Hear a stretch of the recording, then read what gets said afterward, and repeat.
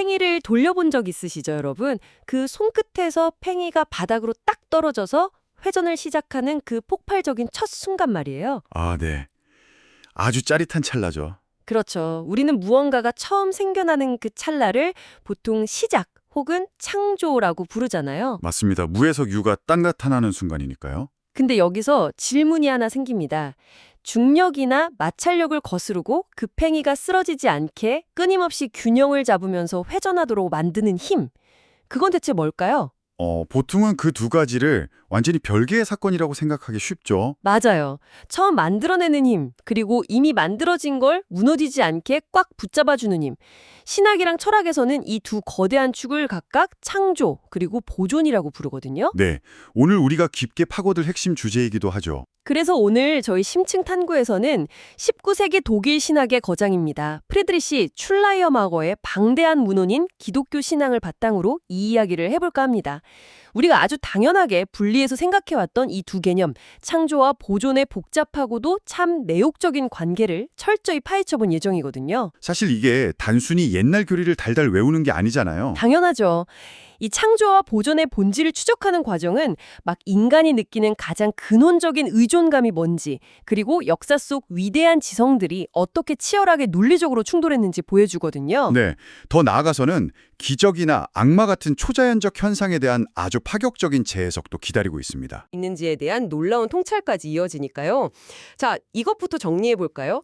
대체 왜 인류는 그리고 수많은 지성들은 이 거대한 우주의 원리를 창조와 보존이라는 두 가지 개념으로 쪼개서 생각해야만 했을까요? 이 팽팽한 긴장감의 기원은 어디에 있는 겁니까? 그 근원적인 질문에 답하려면 실러이어마어가 자신의 철학이랑 신학의 절대적인 기반으로 삼았던 아주 독특한 개념 하나를 짚고 넘어가야 합니다. 아, 그 유명한 개념 말씀이시죠? 네, 바로 절대적 의존 감정입니다. 독일어로는 슐레 슈틴 기대에게 아프행기시카이트라고 부르는 상태인데요. 발음도 엄청 어렵네요. 절대적 의존 감정? 이게 막 배고파서 밥이 필요해 이런 수준의 의존을 말하는 건 아니잖아요. 그렇죠. 내가 산소가 필요하다. 혹은 다른 사람의 도움이 필요하다. 이런 식의 상대적인 결핍이 절대 아닙니다. 인간이라는 존재 자체가 우주 속에서 스스로 생겨난 게 아니잖아요. 네, 내 의지로 태어난 게 아니니까요. 그러니까 자신의 존재 이유, 목적, 그리고 생존하는 매 순간을 무한하고 절대적인 무언가에 전적으로 빚지고 있다는 일종의 존재론적 자각인 겁니다. 아, 완전한 존재론적 자각? 문헌에 따르면요, 우리가 경험하는 모든 종교적, 철학적 감정의 밑바탕에는 바로 이 완벽하고도 절대적인 의존감이 깔려 있다고 봅니다. 그렇군요. 근데 이게 창조랑 보존이라는 개념이랑은 구체적으로 어떻게 연결되는 건가요? 여기서 진짜 중요한 게 우리가 일상 속에서 이 의존감을 느끼는 방식이거든요. 여러분 생각해 보세요. 우리가 13,8억 년 전에 일어난 빅뱅이나 아득한 과거의 기원을 지금 실시간으로 느끼나요? 아니요, 전혀 못 느끼죠. 제가 빅뱅을 어떻게 느끼겠어요? 그렇죠. 우리가 느끼는 건 지금 이 순간 내가 지속해서 존재하고 있다 이 감각이거든요. 아, 내가 지금 숨 쉬고 살아있다. 네. 따라서 인간의 절대적 의존 감정을 가장 직접적이고 완벽하게 설명해주는 교리는 사실 창조가 아니라 보존입니다. 우주가 그리고 내 삶이 지금 이 찰나에도 무너지지 않고 유지되고 있다는 그 묵직한 감각 말이죠. 오, 잠시만요. 그럼 창조는요? 문헌의 날카로운 분석에 따르면 창조는 우리가 도저히 감각할 수 없는 시간과 공간의 최초 시적점, 즉 만물의 기원을 논리적으로 설명하기 위해 나중에 추가된 보완적 교리에 가깝다는 겁니다. 잠깐만요. 바로 그 지점에서 약간 논리적인 충돌이 발생하지 않나요? 어떤 충돌이죠? 만약 제가 지금 이 순간 숨을 쉬면서 느끼는 의존감이 철저히 보존이라는 영역만으로 완벽하게 다 설명이 된다면 대체 창조라는 개념은 왜 필요한 건가요? 날카로우시며. 단지 인간이 상상하기 힘든 우주의 첫 1초, 그 머나먼 과거의 시작점을 어떻게든 설명해내려고 신학자들이 억지로 끼워 맞춘 일종의 교리적 보충물에 불과한 거? 이런 생각이 드는데요. 여기서 놀라운 점은 슐라이어마어의 문헌이 정확히 그 논리적 딜레마에 정면으로 돌파한다는 겁니다. 정면 돌파요? 어떻게 돌파하죠? 창조와 보존을 완벽하게 분리된 두 개의 개별적 사건으로 딱 치부해버리는 순간 우리는 빠져나올 수 없는 철학적 함정에 갇히게 되거든요. 이걸 구체적으로 한번 해체해볼까요? 네, 좋아요. 만약 창조가 우주라는 거대한 시계를 태초에 완벽하게 조립해서 태엽을 싹 감아둔 사건이라면 어떨까요? 이른바 이신론적인 세계관이죠. 아, 알아서 굴러가게 놔두는 거요? 그렇죠. 창조가 애초에 너무나 완벽했다면 신이 매 순간 세상에 개입해서 만물을 보존할 이유가 전혀 없습니다. 시계는 스스로 잘 굴러갈 테니까요. 아, 그렇게 되면 보존이라는 교리는 설 자리를 잃고 아예 불필요해지겠네요. 맞습니다. 반대로 한번 생각해보죠. 만약 만물이 유지되기 위해서 신의 보존이라는 힘이 1초의 틈도 없이 매 순간 계속해서 투입되어야만 한다면 어떨까요? 그러면 태초의 창조가 뭔가 부실했다는 뜻 아닌가요? 정확합니다. 애초에 창조가 불완전했거나 미완성이었기 때문에 보존이라는 일종의 AS, 수리 과정이 계속 필요하다는 심각한 모순에 빠지는 거죠. 와, 이거 진짜 양날의 검이네요. 결국 창조랑 보존을 무자르듯 나눠버리면 둘 중 하나는 반드시 불완전해지거나 아예 쓸모가 없어지는군요. 네, 보존만으로 충분하면 창조는 그냥 잊혀진 과거의 이벤트로 전락하고 창조가 완벽하면 보존은 불필요한 사족이 되니까요. 그랬네요. 그래서 문헌은 이 딜레마를 통해서 두 개념이 결코 분리되거나 대립하는 게 아니라고 뼈대를 세웁니다. 그럼 어떻게 봐야 하죠? 철저하게 상호 보완하는 하나의 동일한 진리라는 거죠. 단지 표현 방식이 두 가지로 다를 뿐이라는 겁니다. 기원이 없는 지속은 공허하고 지속되지 않는 기원은 무의미하니까요. 진짜 치밀하네요. 창조와 보존 중 어느 하나를 너무 강조하면 반드시 다른 하나가 팍 무너져 버리는 시속 게임 같아요. 아주 적절한 비유입니다. 근데 이론적으로는 그렇게 서로가 완벽하게 맞물려야만 하는 존재의 양면이라고 쳐도 막상 역사적으로 보면 수많은 지성들이 이 시소 위에서 중심을 못 잡고 엄청난 논쟁을 벌여왔잖아요. 맞습니다. 엄청났죠. 과거의 신앙 고백들이나 당대에 쟁쟁한 학자들은 이 두 가지를 하나로 딱 합치려는 슐라이어마워의 접근에 쉽게 동의하지 않았을 것 같은데요. 역사적 궤적을 쓱 추적해보면 이 두 개념을 어떻게 다룰 것인가는 교리사에서 가장 골치 아픈 난제 중 하나였습니다. 워낙 거대한 주제니까요. 문헌은 1530년 아우크스부르크 신앙고백, 1559년 갈리아 신앙고백, 스코틀랜드 신앙고백 등 기독교 역사의 근간이 되는 문서들을 아주 객관적이고 비판적인 시각으로 분석합니다. 그 초기 문서들은 입장이 어땠나요? 학자들이 창조와 보존을 다소 기계적이고 병렬적으로 나열하는 경향이 짙었어요. 예를 들어 하나님은 천지를 창조하셨고 또한 지금도 만물을 보존하신다 이런 식으로요. 그냥 그리고라는 접속사로 두 사건을 툭 이어붙였네요. 왜 얼핏 들으면 전혀 문제가 없어 보이죠? 하지만 앞서 우리가 논의했던 그 치명적인 논리적 딜레마를 전혀 해결하지 못한 채로 두 개의 기둥을 되게 불안정하게 세워둔 거나 마찬가지였습니다. 듣고 보니 그렇네요. 이 기계적인 분리는 결국 후대 신학자들에게 끊임없는 철학적 질문을 던지게 만들었어요. 그렇다면 태초의 힘과 지금의 힘은 질적으로 다른 것인가? 이런 본질적 의문 말이죠. 약간 이런 느낌이네요. 웅장한 건물을 지어 올릴 때 최초의 도면을 그리고 건물을 딱 세운 건축가의 역할이랑 수백 년 동안 그 건물이 무너지지 않도록 저 밑에서 하중을 버텨내는 기초공사의 역할을 완전히 분리해서 평가하는 것 같아요. 이해가 확 되는 훌륭한 비유네요. 결국 누군가는 이 기계적인 분리를 확 깨부수고 둘이 본질적으로 같은 힘의 연속이다. 이걸 증명해내야 했을 텐데요. 바로 그 치열한 철학적 조정 과정의 중심에 섰던 대표적인 인물이 있습니다. 16세기의 종교개혁가 장 칼뱅이죠. 칼뱅이요? 칼뱅은 자신의 저서 기독교 강요에서 아주 결정적인 논제를 툭 던집니다. 하나님의 능력은 세계의 기원, 즉 단 한 번 일어난 창조의 순간에만 머무르는 게 아니다. 그럼요. 세계의 영구적인 상태, 그러니까 끊임없이 이어지는 보존 속에서도 동일하게 빛난다고 강변했습니다. 창조주와 보존자가 시간차를 두고 활동하는 분리된 존재가 아니라 그냥 동일하고 단일한 의지가 연속적으로 발현되는 거라고 꿰뚫어 본 거죠. 완전 통합적인 시각이네요. 네, 문헌은 칼뱅의 이 통찰을 넘어서 4세기 시리아의 주교이자 철학자였던 네메시우스의 주장까지 아주 깊숙이 끌어옵니다. 네메시우스는 뭐라고 했나요? 헬라 철학의 영향을 받아서 이런 탁월한 명제를 남겼어요. 창조는 곧 섭리를 내포한다. 창조 안에 이미 섭니다. 그러니까 보존이 들어있다는 거군요. 맞습니다. 무언가를 진정으로 창조했다면 그것이 시간 속에서 앞으로 어떻게 발전하고 유지될지에 대한 완벽한 섭리, 즉 보존의 법칙이 이미 그 창조의 첫 순간 안에 유전자처럼 완벽하게 코딩되어 있어야 한다는 뜻입니다. 와, 유전자처럼 코딩되어 있다. 확 와닿네요. 문헌은 이런 역사적 증언들을 모아서 창조와 보존을 나누는 게 역사적으로 교리를 가르치는데 유용했을지는 몰라도 결국 그 내재적인 동일성을 인정해야만 우리가 아까 말했던 절대적 의존 감정을 제대로 설명할 수 있다고 설득력 있게 제시합니다. 아니 근데 전문가님, 여기서 아주 치명적인 의문이 하나 드는데요. 어떤 부분이죠? 네메시우스나 칼뱅의 말처럼 보존이 곧 단순한 유지가 아니라 지속적인 창조와 완벽하게 똑같은 거라면 인간의 주체성, 이거 심각한 타격이 오는 거 아닙니까? 아, 주체성이요? 네. 만약 신이 수십억 년 전에 딱 한 번 세상을 창조하고 저 뒤로 물러나 있는 게 아니라 지금 이 1초 1초마다 저의 현실이랑 우주를 계속해서 막 새롭게 창조하고 있다면 도대체 저라는 인간의 자유의지는 어디로 가는 겁니까? 아주 본질적인 질문입니다. 저는 내일 점심 메뉴를 제 스스로 고르는 게 아니라 매 순간 신에 의해서 새롭게 프로그래밍 되고 있는 되게 정교한 꼭두각시에 분과한 거 아닐까요? 이 논리대로면 창조와 보존의 완전한 융합은 인간의 자유를 완전히 말살해버리는 것 같은데요. 매우 날카로운 반론입니다. 사실 문헌에서도 신학적 결정론에 대한 그 두려움을 정확히 인지하고 다루고 있어요. 그렇죠. 불안하잖아요.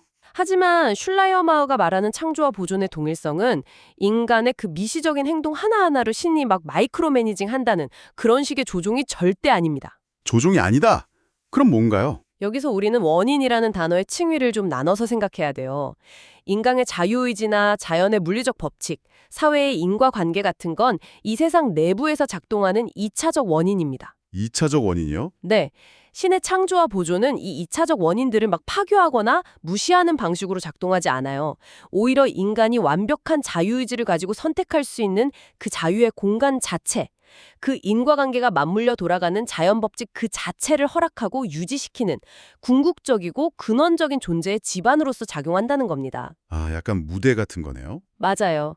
우리가 자유롭게 춤을 출 수 있도록 그 무대 자체가 무너지지 않게 1초 단위로 바닥을 생성해내는 힘, 그것이 바로 창조이다 보존인 겁니다. 꼭두각시에 씨를 당기는 게 아니군요. 네, 꼭두각시가 스스로 생각하고 움직일 수 있는 그 생명력 그 자체를 매 순간 부여하는 거죠. 무대 위에서 제가 무슨 춤을 출지는 전적으로 저의 자유지만 제가 딛고 있는 그 무대 자체가 저 깊은 심연으로 훅 꺼지지 않게 매 순간 단단하게 떠받치고 새롭게 존재하도록 만드는 힘이 바로 신의 영구적인 창조이자 보존이라는 거군요. 완벽하게 이해하셨습니다. 여기서 청취자 여러분께 잠시 안내해드릴 점이 있는데요. 저희는 지금 특정한 신학적 교리나 종파적 입장을 무조건 지지하거나 옹호하기 위해서 이 논의를 하는 게 아닙니다. 맞습니다. 이 깊고 오래된 문헌이 인간의 자유와 절대자의 섭리라는 되게 모순되어 보이는 두 가지를 어떻게 논리적으로 벼려내고 철학적 궤적을 그려왔는지 그 사유의 실험을 여러분과 함께 찬찬히 따라가 보고 있을 뿐이라는 점 기억해 주시면 좋겠습니다. 네, 문헌의 태도 역시 철저히 객관적이고 분석적입니다. 특정 교파의 우월성을 주장하는 게 아니라 창조와 보존이라는 두 개념을 하나로 융합했을 때 필연적으로 따라오는 논리적 결과들을 아주 냉정하게 추적해 나갈 뿐이죠. 그렇군요. 그리고 그 논리적 추적의 끝에서 우리는 과거의 신학자들이 가장 대답하기 두려워했던 아주 극단적인 질문 두 가지와 정면으로 마주치게 됩니다. 정말 흥미로운 부분은 바로 여기네요. 극단적인 질문이요? 만약 전문가님의 설명대로 신의 창조와 보존이 하나의 완벽한 시스템으로서 우리가 딛고 있는 이 무대를 이토록 정교하게 유지하고 있다면 말이죠. 네, 우리 현실에서 가끔 그 무대가 막 요동치거나 법칙이 쨍그랑 깨지는 듯한 일들이 발생하잖아요. 흔히 말하는 기적이라는 현상 말입니다. 기적. 피할 수 없는 주제죠. 신이 세상을 스스로 완벽하게 보존하고 있다면 기적이 일어났다는 건 신이 스스로 세워둔 완벽한 자연 법칙의 톱니바퀴를 스스로 쾅 부수고 억지로 시계를 멈춰 세우는 이거 완전 거대한 모순 아닙니까? 그렇죠. 시스템이 완벽하다면서 왜 굳이 그 시스템을 어기는 오류를 발생시키느냐는 거죠. 바로 그 지점이 구세대 신학자들과 문헌이 제시하는 새로운 시각 사이에서 가장 격렬한 충돌이 일어나는 전장입니다. 예전엔 어떻게 봤나요? 과거의 고전주의 학자들은 기적을 문자 그대로 자연 법칙에 대한 신의 강제적인 개입이자 일시적인 예외 조치로 해석했어요. 시계공이 시계가 좀 잘못 돌아가는 걸 보고 급히 뚜껑을 딱 열어서 손가락으로 톱니를 강제로 돌려놓는 행위로 본 거죠. 개입해서 고치는 거네요. 네, 하지만 이 관점은 슐라이어 마오의 체계 안에서는 정말 치명적인 독약과도 같습니다. 왜 독약이죠? 왜냐하면 신이 자연 법칙을 중단시켜야만 개입할 수 있다면 그것은 애초에 신이 창조하고 보존하는 그 자연 법칙 자체가 불완전했다는 걸 스스로 인정하는 꼴이 되기 때문입니다. 아, 듣고 보니 그러네요. 완벽하면 고칠 필요가 없어야 하니까. 그래서 문헌이 제시하는 관점은 아주 파격적입니다. 기적은 결코 자연 법칙의 파괴나 시스템의 오류가 아니라는 겁니다. 그럼 뭐죠? 오히려 기적조차도 우리가 아직 그 거대한 인과관계를 전부 이해하지 못할 뿐이지 이미 완벽하게 구축된 자연 내부의 법칙에 따라 신이 준비해둔 현상이라고 설명을 합니다. 와, 이건 비유하자면 아주 복잡하게 짜인 컴퓨터 소프트웨어 같네요. 개발자가 프로그램 안에 아주 특별한 조건을 딱 만족시켰을 때만 발동하는 이스터 에그. 그 숨겨진 기능을 심어놓은 거잖아요. 오! 정확합니다. 이스터 에그. 유저들 입장에서는 평소에 못 보던 갑작스러운 화면이 막 나타나니까 프로그램에 치명적인 버그가 생겼다. 법칙이 깨졌다 하고 놀라겠지만요. 그렇죠. 놀랄 수밖에 없죠. 근데 사실 그 이스터에그조차 개발자가 처음 창조할 때부터 완벽하게 의도하고 코딩해둔 시스템의 일부라는 뜻 아닙니까?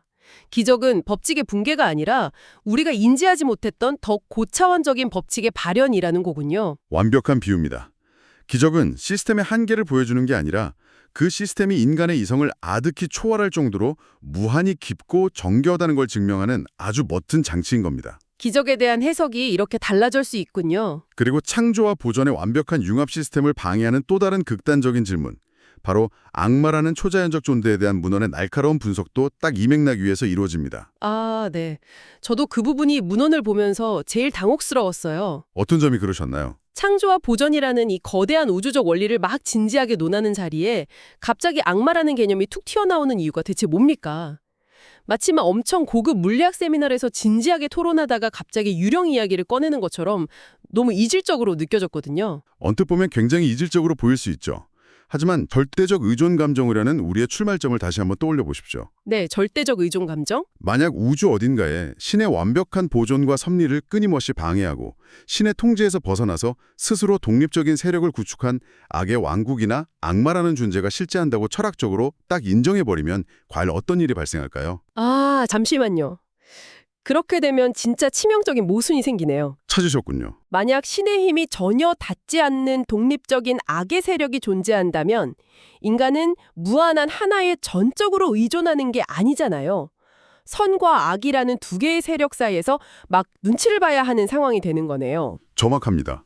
우주가 하나의 완벽한 원리로 보존되는 게 아니라 두 세력이 링 위에서 치고받고 끊임없이 싸우는 이원론적인 전장이 돼버리잖아요. 결국 절대적 의존 감정이라는 그 근간 자체가 완전 박살나버리는 거군요. 그 논리적 파탄을 아주 정확히 짚으셨습니다.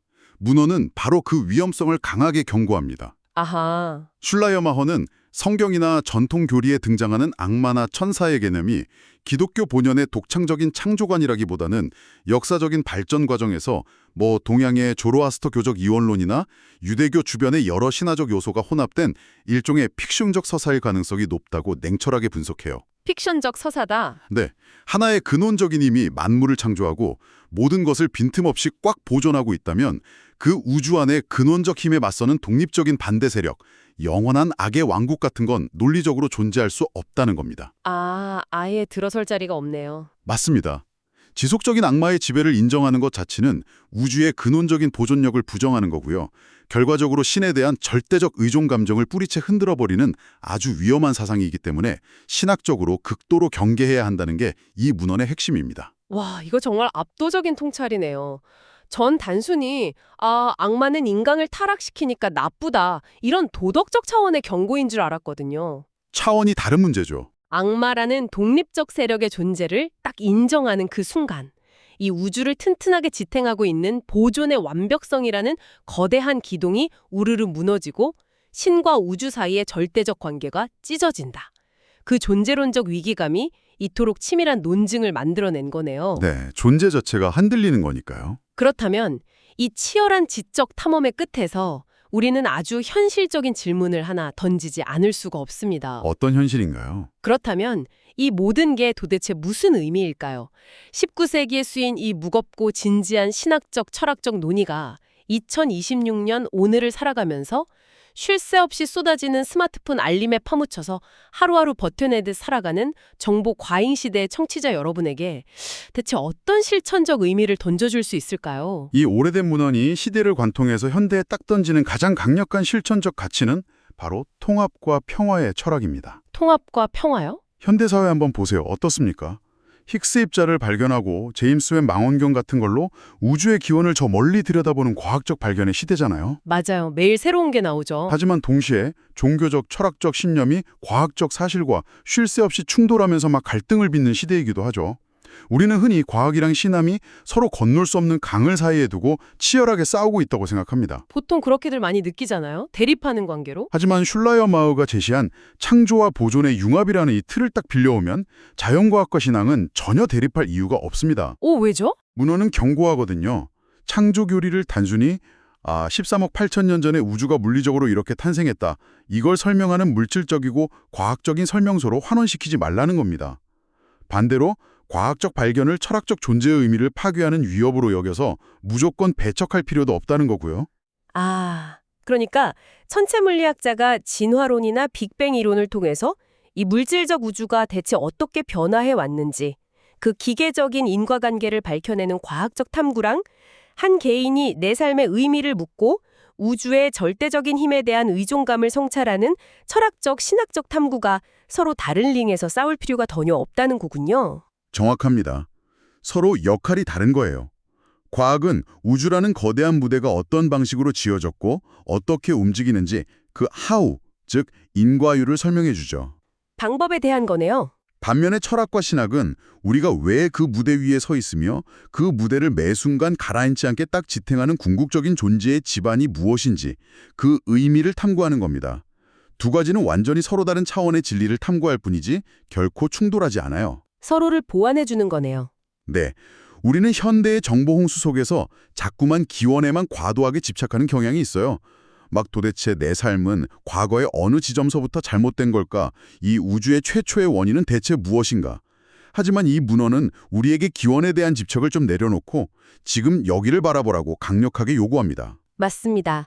우리는 늘 이미 끝나버린 과거의 시작에만 목을 매느라 정작 지금 이 순간 벌어지고 있는 일들의 그 놀라운 경이로움을 놓치고 살아가는 것 같아요. 정말 공감 가는 말씀입니다. 하지만 오늘 우리가 깊게 나눈 슐라이어마허의 시각, 그리고 보존 속에 창조의 능력이 빛난다는 칼뱅의 통찰을 빌리자면 이렇습니다. 13억 년 전의 빅뱅이라는 아득한 창조의 순간도 물론 엄청난 우주적 사건이죠. 네, 위대한 사건이죠. 하지만 그것보다 훨씬 더 내 피부에 와닿고 경이로운 기적은 지금 이 순간에도 제 심장이 여전히 멈추지 않고 규칙적으로 뛰고 있고 태양계 행성들이 중력의 법칙에서 벗어나지 않고 궤도를 돌며 여러분과 저의 삶이라는 이 연약한 세계가 단일초의 오차도 없이 있도록 완벽하게 보존되고 있다는 사실 그 자체입니다. 와, 아주 훌륭한 적용이자 결론이네요. 보존은 과거에 단 한 번 스위치를 켜고 휙 도망가버린 신이 남겨둔 그 기계적인 톱니바퀴의 지루한 유지가 아닙니다. 네, 단순한 관리가 아니라는 거 확실히 알았습니다. 보존이라는 행위 자체가 지금 이 순간순간 우주 전체를 무에서 유로 끊임없이 서럽게 쫙 건져 올리는 맹렬하고 지속적인 창조의 연속입니다. 네메시우스의 말처럼 창조 안에 보존이 코딩되어 있고 보존의 매 찰나마다 창조의 그 폭발적인 에너지가 계속 발현되고 있는 거죠. 매 순간이 폭발이네요. 네, 우리가 절대적인 무언가에 의존하고 있다는 그 아주 단순한 감정을 깊이 파고 들어갈 때 일상 속에서 그저 당연하게 여기며 지나쳤던 자연의 법칙 하나하나, 내게 주어진 하루하루가 결코 당연하지 않은 숨막히도록 경이로운 사유의 대상으로 다가오게 될 겁니다. 이 심도 깊은 대화를 나누다 보니까 진짜로 오늘 아침 출근길에 무심코 마셨던 커피 한 잔, 그리고 지금 스튜디오를 채우고 있는 이 공기마저도 완전히 다르게 느껴집니다. 창조와 보존은 창조주가 태초에 딱 한 번 우주라는 먼지 덮인 골동품을 만들어내고 가끔 먼지나 툭툭 털어내는 지루한 관리 작업이 전혀 아니었네요. 네, 결코 아닙니다. 그것인 지금 이 순간에도 단 한 치의 물러섬 없이 엄청나게 맹렬하고 폭발적으로 이어지고 있는 그야말로 존재의 경이로운 과정 그 자체입니다. 정확합니다. 자, 여러분. 오늘 우리는 오래된 신학 문헌의 책장을 같이 넘기면서 창조와 보존이라는 자칫하면 그냥 교리책 속에 박제되어 지루해 보일 수 있는 두 개념이 이 우주라는 무대 위에서 어떻게 장엄한 춤을 추고 있는지 지켜보았습니다. 이 철학적 사유의 실험에 따르면 사실상 세상의 시작과 현재를 물을 자르듯 명확하게 딱 구분하는 것은 거의 불가능에 가깝습니다. 네, 둘은 하나니까요. 그렇다면 여러분, 오늘의 이 묵직한 심층 탐구를 마치면서 마지막으로 이런 도발적인 상상을 한번 해보시는 건 어떨까요? 흔히 우리가 엄청난 경외심을 담아 부르는 그 위대한 창조의 순간이라는 건 수십억 년 전 아득한 과거의 어둠 속에서 단 한 번 외롭게 펑 일어났다가 끝나버린 화석 같은 사건이 아닙니다. 네. 어쩌면 지금 이 순간 여러분이 깊은 숨을 딱 들이마시고 스마트폰 화면을 바라보며 이 심층탐구의 목소리에 귀를 기울이고 있는 바로 이 1초, 아무 일도 일어나지 않는 것 같은 이 평범한 찰나의 순간에도 우주 전체가 다시 한번 생명력을 얻으면서 계속해서 폭발적으로 새롭게 창조되고 있는 것은 아닐까요? 정말 벅찬 상상이네요. 오늘 남은 하루, 그저 지루하게 반복되는 듯한 여러분의 일상 속에서 그 단단한 껍질을 깨고 지금 이 순간에도 맹렬하게 계속되고 있는 그 위대한 현재 진행형의 창조를 직접 발견해 보시기 바랍니다. 깊고 넓은 지식의 바다를 오늘도 함께 항해해 주신 여러분 진심으로 고맙습니다.